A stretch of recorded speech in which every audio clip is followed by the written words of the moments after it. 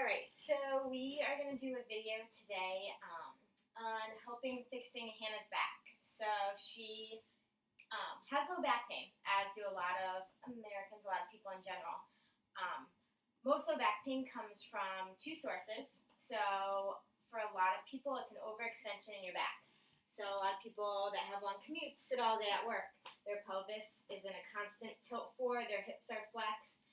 This creates a lot of tightness in your hips, your abdominals stop working, you get a lot of tension and flaring in your lower back, a lot of times your glutes stop working, you get really tight hamstrings, okay, as you can see, a lot of problems. The other thing that can happen is your pelvis can kind of tilt off its center, so one side will raise a little bit higher than the other. This will happen from lifting a lot, lifting heavy, a lot of high impact, and kind of stretching in places a little bit out of your mobility range, or in weird positions. So Hannah's a dancer, so we kind of know where hers comes from, but you kind of have to look back on what you do on a day-to-day basis to kind of figure out where your back pain initiates. So as I said, dancer, hypermobile. She's also been running, so we think a little bit of the impact has kind of thrown her hips off a little bit. So we're going to go through a couple things to help fix this. So your number one, like I said, when your pelvis is off, you get into this overextension in your lower back. So these muscles, your longissimus, your lower back muscles, those will flare up. So best thing to start with is ice it. You need to get those muscles to relax in order to be able to do anything with them and to restore the mobility. So after you ice, calm it down. Next thing you can do is roll. So we're going to have Hannah do a couple exercises on the lacrosse ball. We're going to roll out those flared muscles in our lower back, and then we're going to work down into her hip flexor and around into her psoas. So we're going to start on low back. So you're going to lay down on your back, feet planted on the ground, and you're just going to kind of, play with the ball, work around it. So you're going to place it on the side of the spine and the lower back. I want you to keep your belly button drawn in, abs tight, glutes tight, and you can rock back and forth. You can rock side to side, forward and back, wherever you feel like you're most knotted. You're going to know when you kind of roll over that point. It doesn't feel great, but it's going to loosen up. Think of it as your deep tissue massage. So that's one area to do. Next area is going to be into the hip. So Hannah's going to turn on her side. So she's going to brace with her top leg, and her bottom leg will be extended. She's going to place it down into the hip. Again, you don't want to roll on bone, so you're not looking to place it right on that bone. You're looking for muscle. So back into your glute, and then down through the side. Same thing, forward and back, play with it. You're going to be knotted differently than someone else will be. It's based on your day-to-day activities. Okay, and the last spot that we're going to look at is psoas. So you're going to come on the inside of the pelvis bone that you can feel right here, okay? You're going to lay on it face down. Good,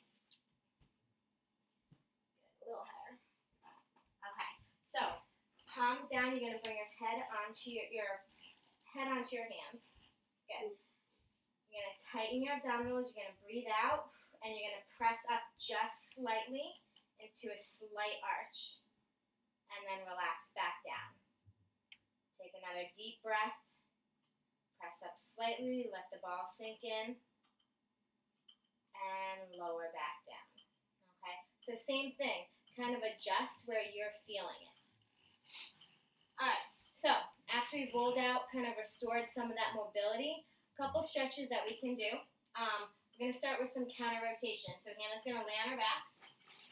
So this is using your own musculature to try to get your hips back to that even spot.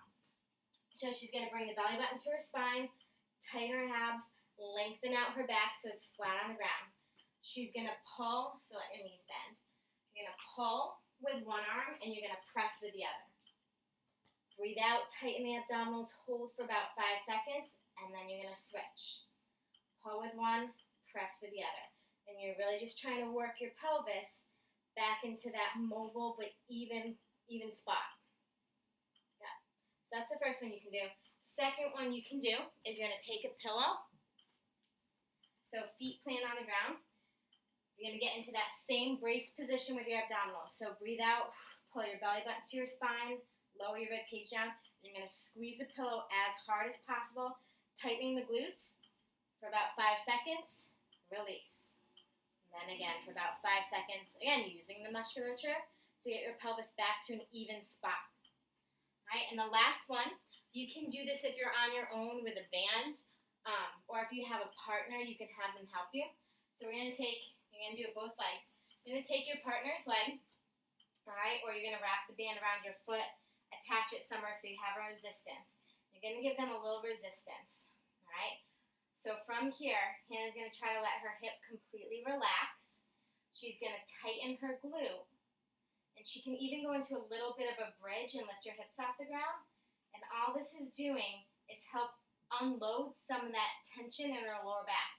So some of that overextension that she has, it's just helping unload it. Good. You want to make sure you're doing both sides. So we're trying to get the pelvis even. So apply as much tension as you can. Squeezing the glutes, going into a little bit of a bridge. And here you can also internally and externally rotate the leg. You'll know where it's tight for you. Okay? So give it a shot. Have fun.